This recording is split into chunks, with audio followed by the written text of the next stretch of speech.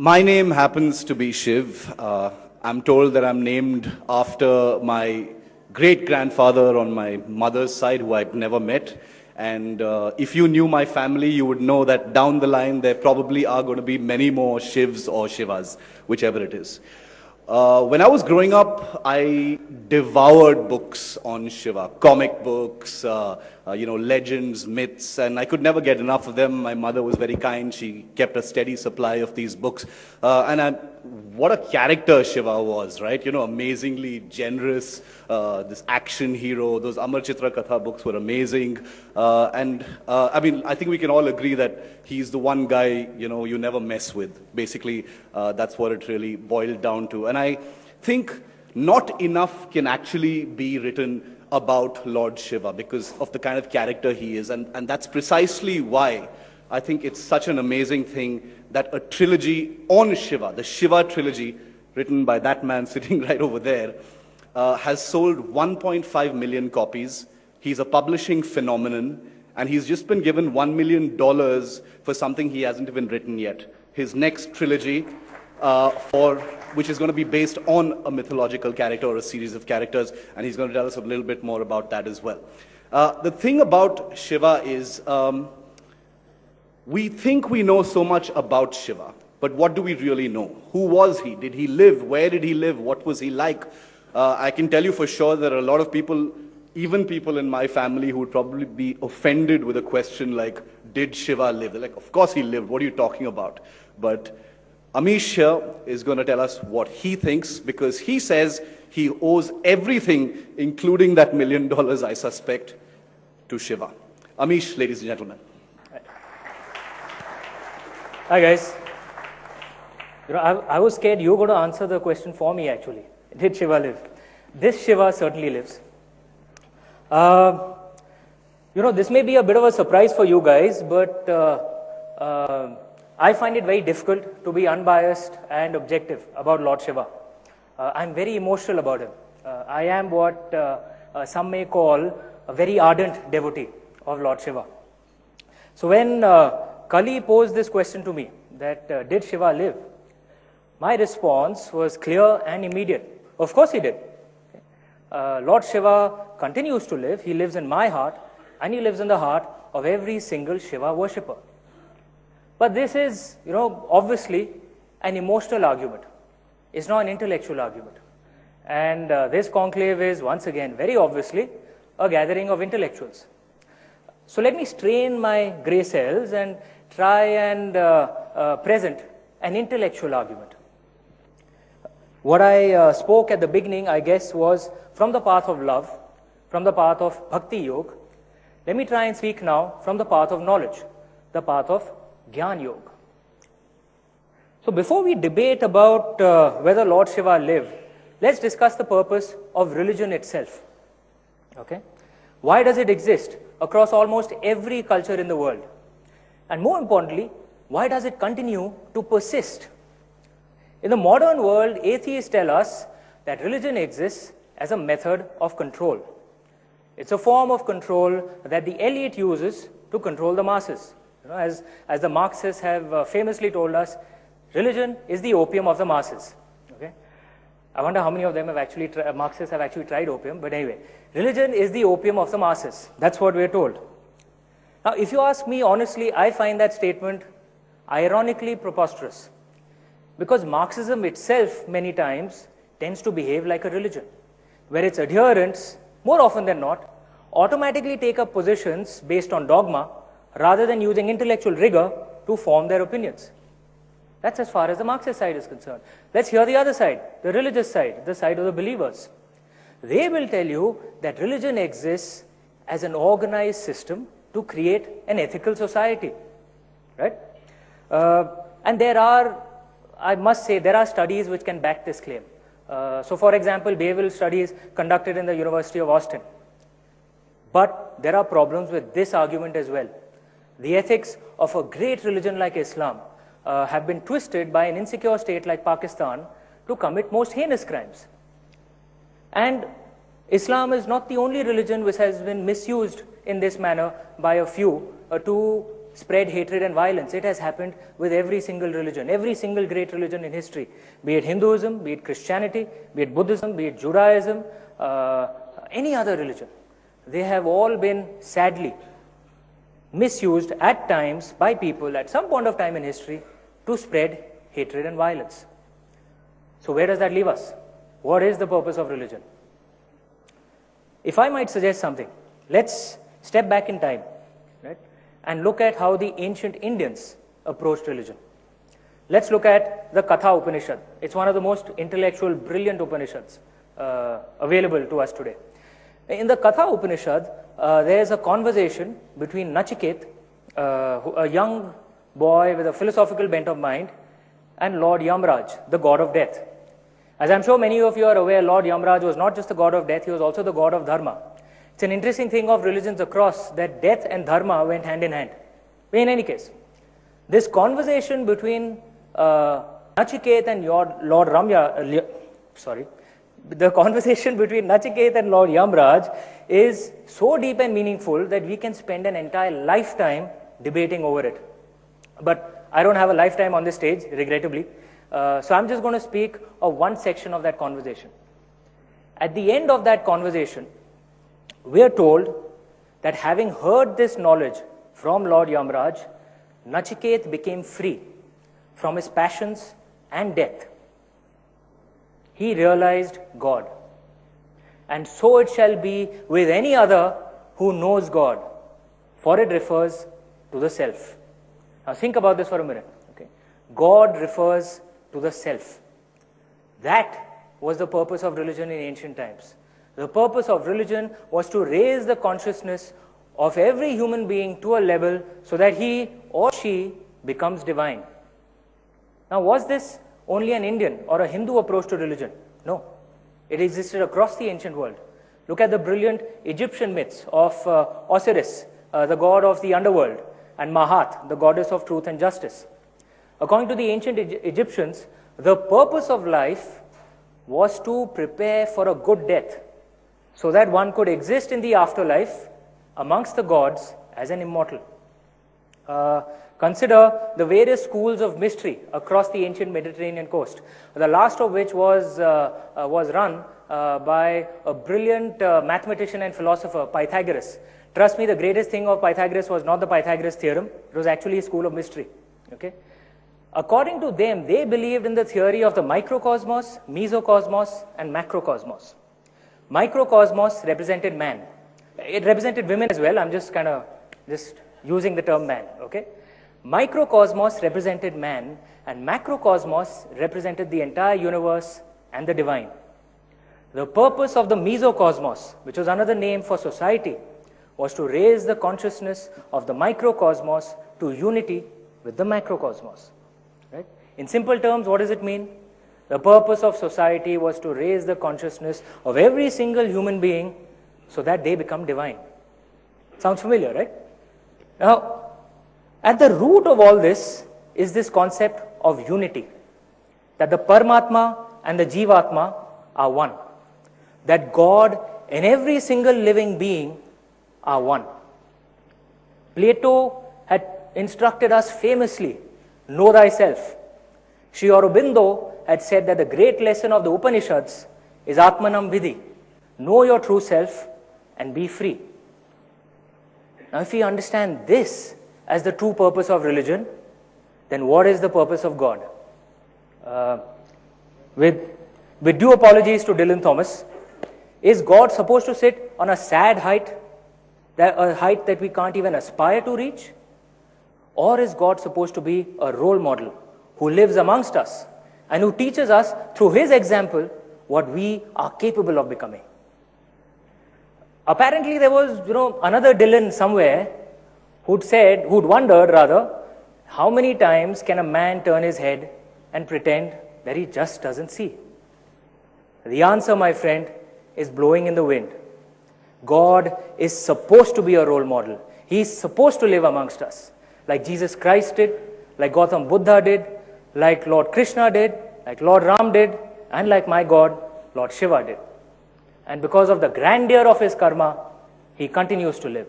He lives in my heart and in the heart of every single Shiva worshipper. Thank you. Okay, I'm going to sit now.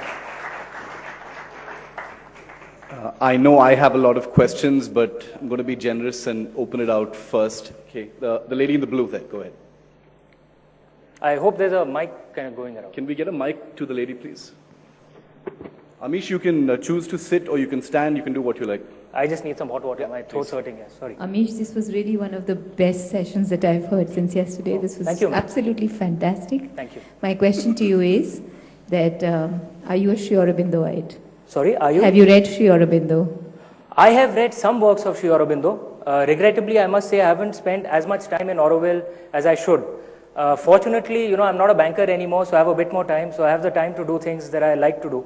So I do intend to spend time in Auroville, inshallah. Sometime I'll go to... Yes, all that you said seemed to reflect Sri Aurobindo. Thank you. It's beautiful. Thank you so much. Thank you. Thank you so much. Gentleman in the white. Hi, sir. Hi. Thank you. Organized religion is no different from organized crime. True or false? I would disagree. The thing is, many times philosophies depend on the people driving them. Many times organized religions have created a lot of good as well. And I can give you many examples. Buddhism at the time of Gautam Buddha and the initial Sangha. Christianity at the time of Jesus Christ. He was the first man in the Western world. He's actually the Son of God. He was the first Son of God in the Western world to come up with the concept that you can choose your community. You don't have to be born into it. That was a great thought. Organized religion can be a force for good as well, and as happens many times, a few bad men can misuse religion as well. It has happened in our country too. And the task before all of us religious liberals is to speak loudly. Because if we don't speak loudly, we allow the religious extremists and the secular extremists, who in my opinion are both idiots, we allow them to insult our religions. Religious liberals have to speak loudly. And let me use the example of women, for example. I think the number one social issue facing India today. You find so many ridiculous interpretations being drawn by religious extremists, which are used to suppress women. You can go back to the same scriptures and find pro-women interpretations. Religious liberals know that. We don't talk loudly enough.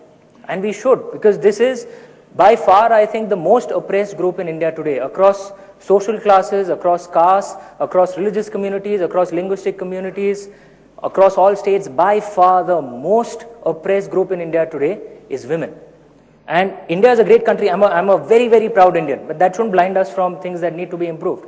And I think the key social issue at this point of time is women's empowerment. We cannot be the great country that we are capable of becoming until we handle this issue. Even the Manusmriti, which I admit some portions of it are very anti-women, which I oppose. But even the Manusmriti says the gods will abandon the land where women are not respected. Religious liberals have to speak more loudly on this issue.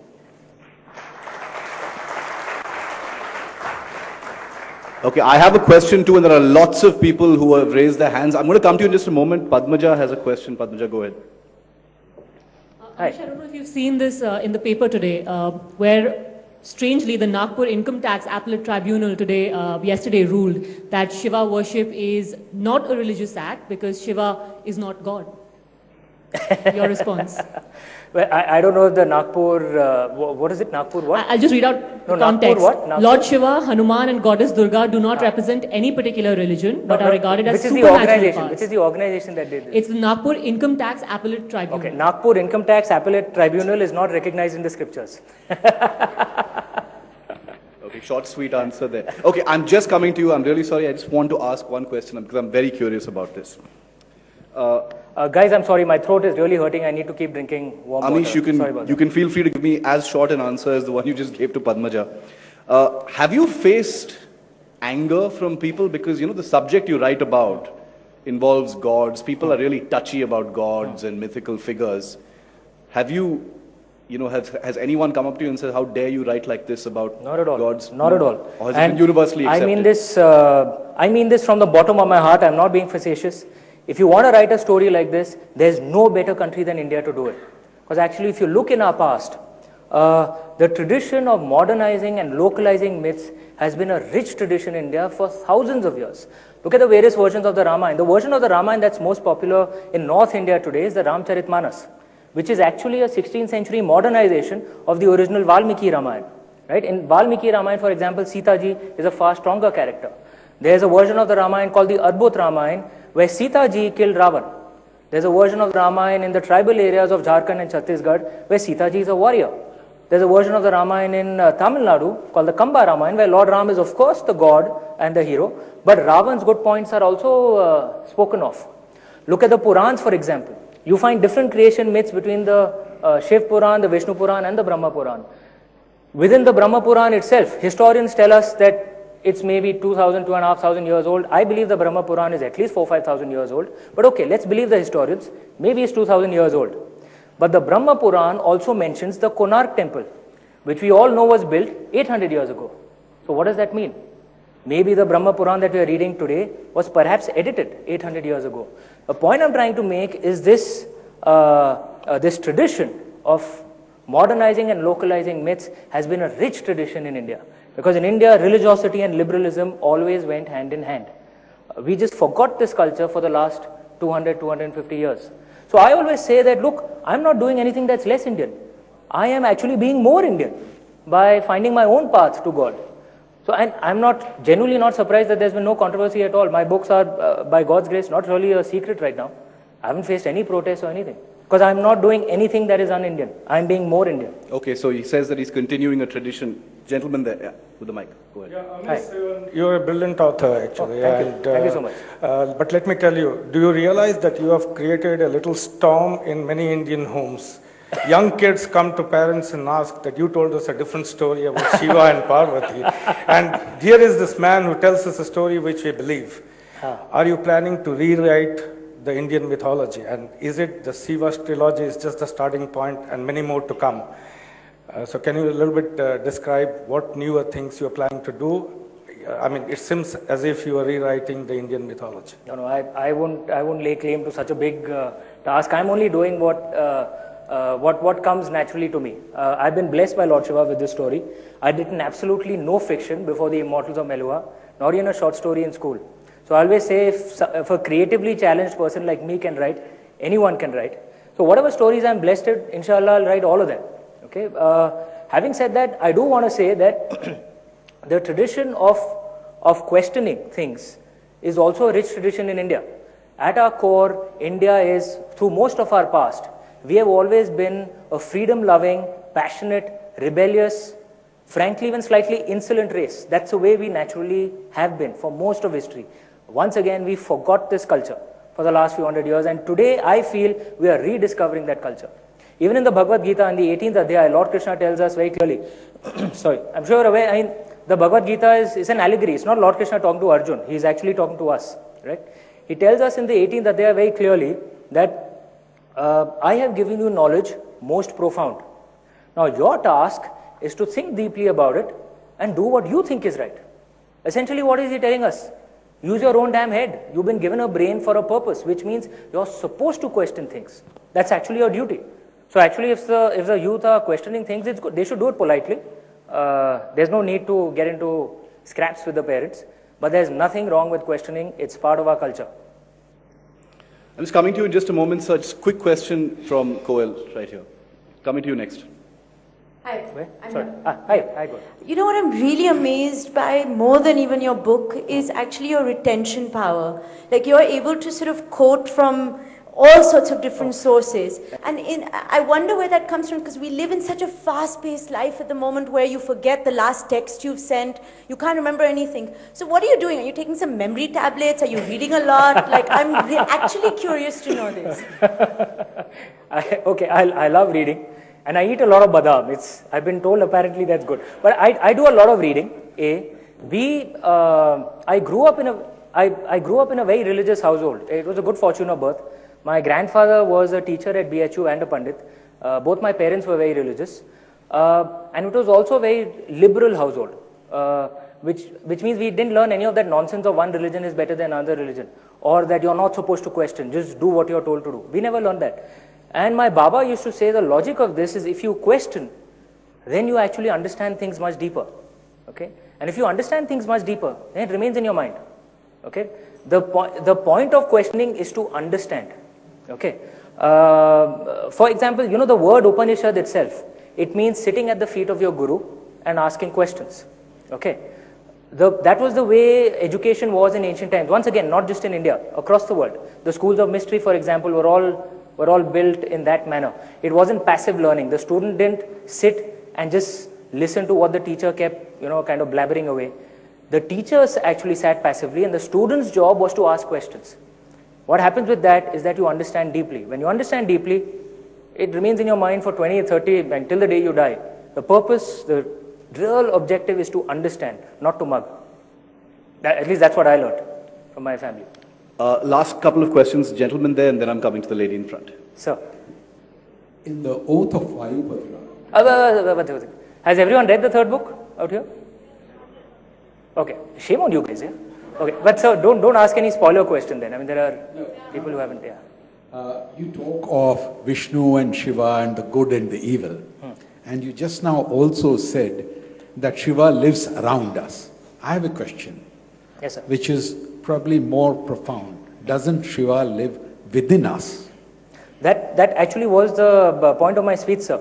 That Shiva lives within us, and that is the concept of Advait from Adi Shankaracharya ji. In fact, it's a concept that exists across all religions. If you read the book of Luke in the Bible, we are told very clearly, behold, the kingdom of God exists within you. Right? Across all religions, this concept of Advait, of non-duality, of unity, it does exist. And what that means, what Advait actually means is that God exists in everything. Not just in us, but in everything, in nature, in the trees, in the sea, everywhere. That's why the ancients were respectful of nature as well, because they saw God in nature, right? In the modern world, why are we so disrespectful of nature? Because we don't see God in it. We think nature has been created for us. No, and we are a part of nature, and there's God in everything. If we start believing that way, then environmentalism won't just be a sexy, fashionable thing to do. It'll actually be our duty, right? Because there's God in nature, so we are supposed to take care of it, right? God exists in everything, That's the philosophy of Advait, of unity. Okay, I know a lot of you have questions, but I'm told we have time for one last question, the lady right in front. Yes, hi. I'm a Shiv Bhakt as well. Okay. And my son is called Shiv. But what I want to ask you is that somehow, you know about so many religions, Shiv Ji seems to be above everybody and everything. For instance, if somebody wrote about Ram smoking a chillam or something, people would probably really object and there'd be a big hue and a cry. But Shivji seems to just get away with it and get away with everything because he's sort of above everything. So what would you have to say about that? Okay, I have to answer this in two parts. Okay, there'll be a slightly philosophical answer, but I'll do the philosophy bit at the end. The first part is, yes, Lord Shiva is a god. Okay, I think even in his traditional forms, he's a very cool god. Okay, there's no other word for it. He's a very cool god. One of my, and no disrespect to any other god. Okay, one of my younger readers, had written into me saying he's the dude of the gods. Okay, he's actually a god of the rebels, the way he naturally is. Okay, so I'm a slightly rebellious, slightly anti-authoritarian type person. Okay, so for people like me, he's a very attractive god. Why? He's very democratic. He never talks down to his devotees. There's this lovely line which is spoken in Banaras that Shivji apne bhakton ke bhakt hain. He's a devotee of his devotees. He treats his wife with respect, something that frankly many Indian men could really learn from. Okay, there are many times even in the myths where Parvati ji goes and does what she thinks is right. Lord Shiva doesn't, punish her for disobeying him. He continues to obsessively love her. He's a brilliant dancer. He's a brilliant musician. He's a fierce warrior. He's an intellectual. He's the source of the Vedas. And as you rightly said, yes, he drinks bhang. He's a very cool god. He's a fun god to write about. But I want to say one thing that, because I get asked this question many times, that do I think Lord Shiva is the supreme god? And I always quote this lovely line from the Rig Veda. It's from the Asya Vamasya hymn. Ekam Sat Vipra Bahuda Vadanti. Truth is one, but the wise men know it as many. God is one, but he is approached in many different ways, right? And God can come to us in many different forms. He can come to us as Lord Vishnu, he can come to us as Shakti Ma, he can come to us as Jesus Christ, he can come to us as Allah, he can come to us as Gautam Buddha, he can come to us as Mahavir, Zarathustra Ji, he can come to us as Guru Nanak. He comes in many different forms, but he exists for one purpose and one purpose alone, that is to help us. And it doesn't matter what form he comes to us in. He comes to us in different forms because we are different people. I'm the kind of guy who would appreciate someone like Lord Shiva because I'm a rebellious guy. Right? There are some people who are not rebellious, so they may appreciate a different form of God. But they're all part of the same source. No God is higher or lower. That's, yeah. God is the truth. Yeah, that's what makes it. Okay, let me give you another story. Okay, I heard this story in Ajmer Sharif. Okay, my wife and I, we have faith in Ajmer Sharif. So whenever we go to Jaipur, we try and take some time and go to Ajmer. And on one of my trips out there, we met a mullah. Okay, and he told me this story, which he said was apparently a story of Shams and Rumi. I'm sure you've heard of Maulana Rumi. The very few men who can change your life with 4 lines. Rumi was, one of them. Okay, so he told me this story that was apparently spoken of by Shams and Rumi. That one day a man died. Okay, since he died, his soul became free. Right, so it came out of the body, and since it was a soul, it could do anything. Right, so it started flying, and flew higher and higher beyond the city, beyond Earth, beyond the solar system, flew higher and higher beyond the Milky Way galaxy, beyond the universe, beyond the multiple universes that exist, till it reached the source of light. Okay, it found God, and then it went to God and it said, "My Lord, there's this tiny, small, insignificant little planet far, far away called Earth. Does it matter to you what religion they follow out there? What version of God they worship?" You know what God answered? Doesn't matter. Follow any path you want. They all end with me. And this was told to me by Mullah at Ajmer Sharif. That is the beauty of India, in my mind. All paths lead to God. The line that I'm going to take away from this session is Shiva is democratic. I think that fits in with the theme of the conclave as well. So apart from just Indian husbands, I think everybody can learn from Lord Shiva. I know many of you have questions. I'm sorry I couldn't come to you. We're completely out of time. Amish, you've been brilliant. Thank you very much. Thank you. Oh. Just a couple of more minutes. Amish, can I please request Mr. N. Ravichandran from Pipava of Defence to please come and give Amish a small token of our appreciation.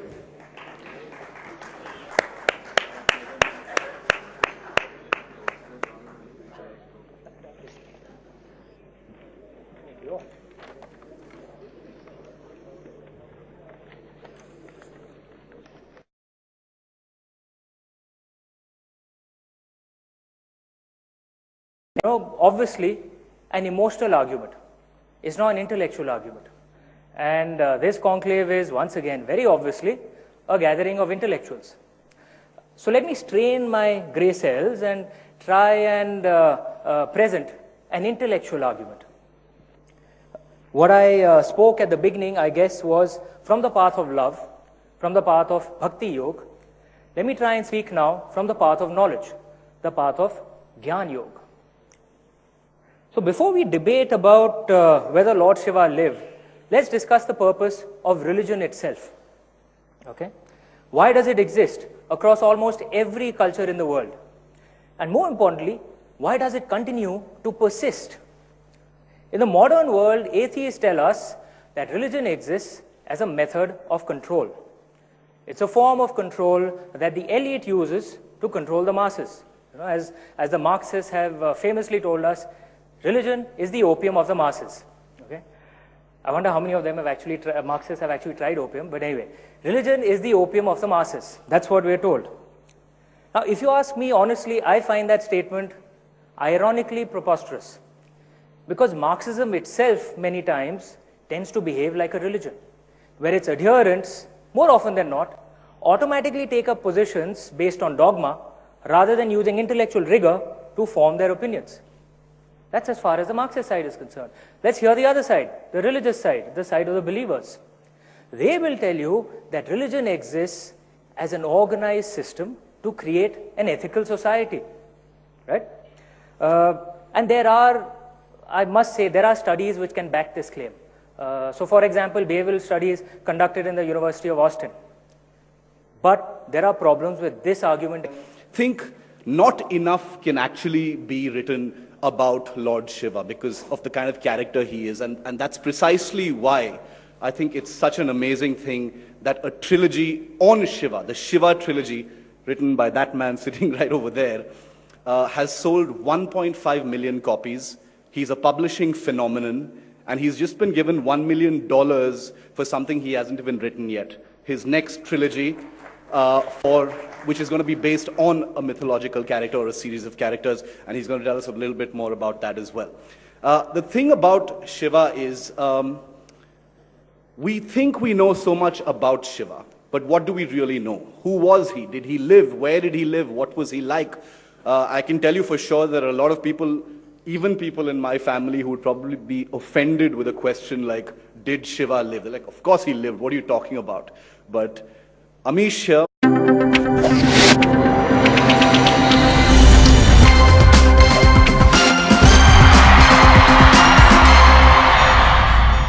My name happens to be Shiv. I'm told that I'm named after my great-grandfather on my mother's side, who I've never met.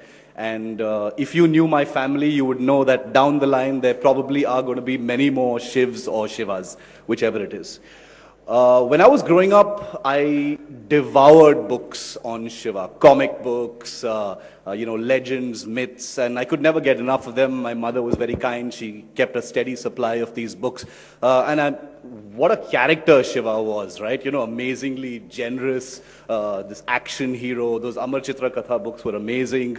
I mean, I think we can all agree that he's the one guy, you never mess with. Basically, that's what it really boiled down to. And I is going to tell us what he thinks, because he says he owes everything, including that $1 million, I suspect, to Shiva.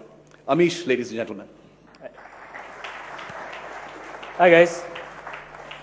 I was scared you were going to answer the question for me actually. Did Shiva live? This Shiva certainly lives. This may be a bit of a surprise for you guys, but I find it very difficult to be unbiased and objective about Lord Shiva. I'm very emotional about him. I am what some may call a very ardent devotee of Lord Shiva.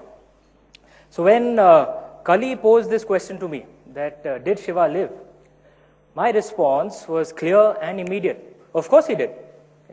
Lord Shiva continues to live. He lives in my heart, and he lives in the heart of every single Shiva worshipper. But this is